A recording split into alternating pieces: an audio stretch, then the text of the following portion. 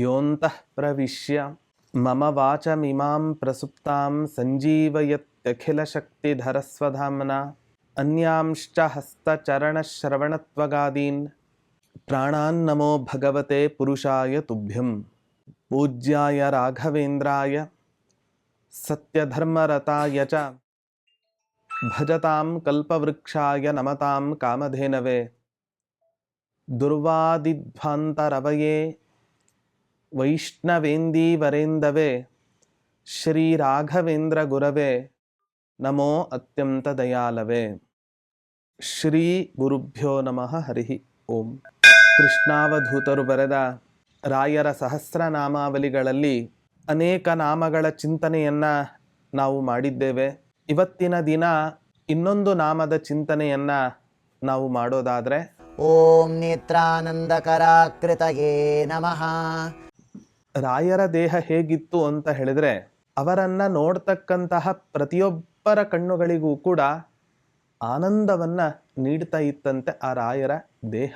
ಇವತ್ತಿನ ದಿನ ನಮ್ಮ ದೇಹ, ನಿಮ್ಮ ದೇಹಗಳೆಲ್ಲವೂ ಕೂಡ ಇದೆ. ಅವಲಕ್ಷಣಗಳು ಎಷ್ಟೆಷ್ಟು ಬೇಕೋ ಆ ಎಲ್ಲ ಅವಲಕ್ಷಣಗಳೂ ಕೂಡ ನಮ್ಮ ದೇಹ ತುಂಬಿಸಿಕೊಂಡಿರುತ್ತೆ. ಹಾಗಾಗಿ ನಮ್ಮ ದೇಹವನ್ನು ನೋಡಿದಾಗ ಇನ್ನೊಬ್ಬರಿಗೆ ಬಿಡಿ, ನಮಗೆ ಅಸಖ್ಯ ಆಗ್ತಾ ಇರುತ್ತೆ ಅಂತಾದ ಮೇಲೆ ಇನ್ನೊಬ್ಬರಿಗೆ ನಮ್ಮ ದೇಹವನ್ನು ನೋಡಿದಾಗ ಆನಂದ ಉಂಟಾಗತ್ತೆ ಅಂತ ಹೇಳಲಿಕ್ಕೆ ಸಾಧ್ಯವೇ ಇಲ್ಲ.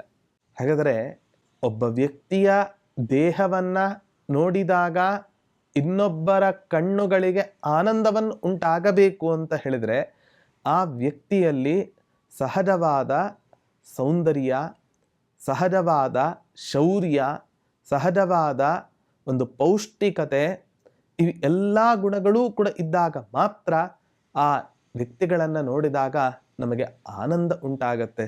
ಆದರೆ ರಾಘವೇಂದ್ರ ಸ್ವಾಮಿಗಳ ದೇಹ ಅತ್ಯಂತ ನಿರ್ಮಲವಾದ ದೇಹ. ಅನೇಕ ವರ್ಷಗಳ ಕಾಲ ತಪಸ್ಸನ್ನು ಆಚರಿಸಿ ಸಚ್ಚಾಸ್ತ್ರಗಳ ಪಾಠಗಳನ್ನು ಮಾಡಿ ತಮ್ಮ ಜೀವನದ ಒಂದು ನಿಯಮಿತವಾದ ನಿಯಮವನ್ನು ಇಟ್ಟುಕೊಂಡು ಅನೇಕ ಸಜ್ಜನರನ್ನು ತಮ್ಮ ಪಾಠ ಪ್ರವಚನದ ಮೂಲಕ ಆನಂದವನ್ನು ಉಂಟು ಮಾಡ್ತಾ ಇದ್ದಾರೆ ರಾಘವೇಂದ್ರ ಸ್ವಾಮಿಗಳು ಅಂತ ಹೇಳಿದರೆ, ಅವರನ್ನು ನೋಡಿದಾಗ ಯಾರಿಗೆ ತಾನೇ ಆನಂದ ಉಂಟಾಗಲ್ಲ ಹೇಳಿ.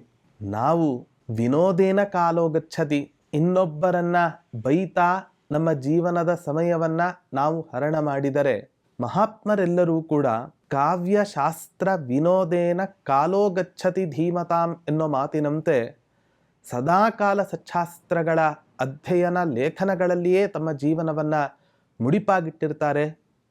ರಾಘವೇಂದ್ರ ಸ್ವಾಮಿಗಳು ಕೂಡ ತಮ್ಮ ಜೀವನದ ಬಹುಭಾಗವನ್ನು ಪರಮಾತ್ಮನ ಸೇವೆಗೋಸ್ಕರವೇ ಮೀಸಲಾಗಿ ಇಟ್ಟು ತ್ಯಾಗಮಯವಾದ ಜೀವನವನ್ನು ನಡೆಸಿರತಕ್ಕಂಥ ಮಹಾಪುರುಷರು ರಾಘವೇಂದ್ರ ಸ್ವಾಮಿಗಳು. ಹಾಗಾಗಿ ನಮ್ಮ ದೇಹಗಳಲ್ಲಿ ತುಂಬಿರುವಂತಹ ಅವಲಕ್ಷಣಗಳು ಯಾವ ಅವಲಕ್ಷಣಗಳೂ ಕೂಡ ರಾಘವೇಂದ್ರ ತೀರ್ಥರಲ್ಲಿ ಕನಸಿನಲ್ಲಿಯೂ ಕೂಡ ಎಣಿಸಲಿಕ್ಕೆ ಸಾಧ್ಯ ಇಲ್ಲ.